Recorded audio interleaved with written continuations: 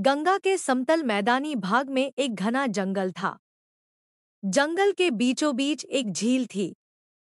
जंगल में बहुत से हिरण थे, वह पानी पीने के लिए झील पर आते थे। हिरण के लिए चारों ओर खतरा था। दोपहर को हिंसक जानवर खा पीकर सुख की नींद सो जाते थे। हिरणों के लिए पानी पीने का यह उत्तम समय था। जंगल में हिरण के कई झुंड थे। एक झुंड का सरदार काले रंग का हिरण था। जंगल में काले हिरण का एक छोटा सा परिवार था। काला हिरण, उसकी पत्नी और दो बच्चे। काला हिरण अपने कर्तव्य का पालन करता था।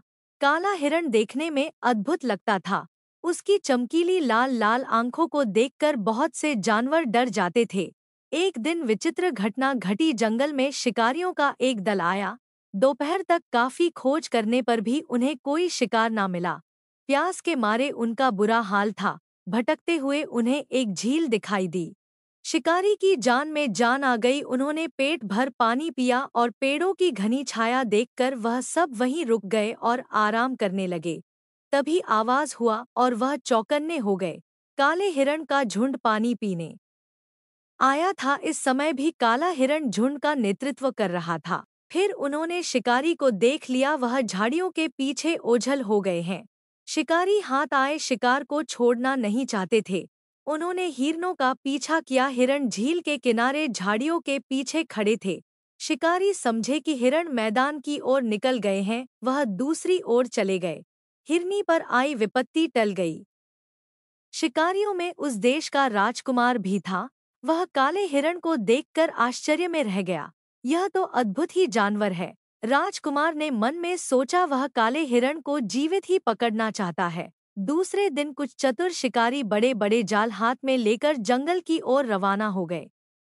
उन्होंने झील के किनारे जाकर जाल बिछाया। शिकारी हिरणों की प्रतीक्षा करने लगे। उसी समय गर्मी से परेशान एक जंगली सुअर पानी पीने आया। राजकुमार के साथी झाड़ियों में छिपे हुए थे और जाल के सिरे उनके हाथ में थे। जैसे ही सुअर आगे बढ़ा, उसके पैर जाल की रस्सी पर पड़े। उसने क्रोध में इधर उधर देखा, उसकी नजर राजकुमार पर पड़ी है। सुअर ने झटके से जाल तोड़ दिया और राजकुमार की ओर लपका। एक भयानक जंगली सुअर को अपनी ओर झपटता देख राजकुमार घबरा गया। उसके हाथ पांव फूल गए। कोई चारा न देख राजकुमार झील में कूद गया। सुअर ने भी पानी में छलांग लगा दी। राजकुमार के सभी साथी उसकी रक्षा के लिए दौड़े। राजकुमार का एक साथी भाला लेकर झील में कूद पड़ा। उसने निशाना साधकर सुअर पर भाला फेंक। सुअर छटपटा गया।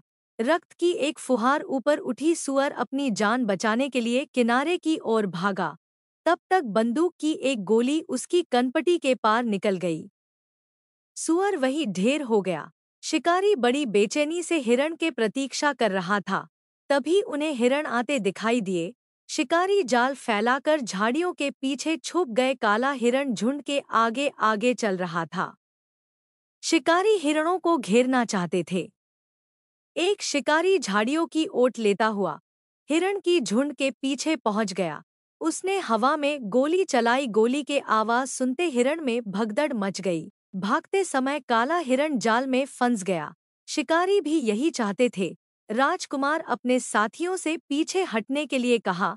राजकुमार बाकी हिरणों को जानबूझकर भगा देना चाहता था, परंतु यह क्या, काले हिरण को जाल में फंसा देखकर हिरण रुक गए और काले हिरण के पास आकर खड़े हो गए। जानवरों के संगठन का अद्भुत दृश्य उपस्थित हो गया। ऐसा लगता था मानो सारे हिरण अपने नेता के लिए समर्पण करने के लिए तैयार हो गए थे। तभी हिरनी घेरे से बाहर निकली। काला हिरण मजबूर नजर से अपने साथियों की ओर देख रहा था। हिरनी की आंखों में आंसू आ गया। वह सींगों से उसे खुजलाने लगी। राजकुमार को यह सपने जैसा लग रहा था। राजकुमार भी थोड़ा आगे बढ़ा। उसे विश्वास था कि उसके जाने पर हिरनी भाग खड़ी होगी, किंतु हिरनी उसी तरह खड़ी अपने साथी को खुजलाते रही।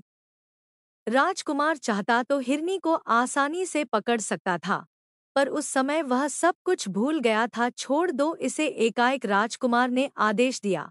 हिरनी की करुणा भरी प्रार्थना से राजकुमार का दिल पिघल गया। काले हिरण को छोड़ दिया गया। तभी हिरणों का झुंड आंखों से ओझल हो गया।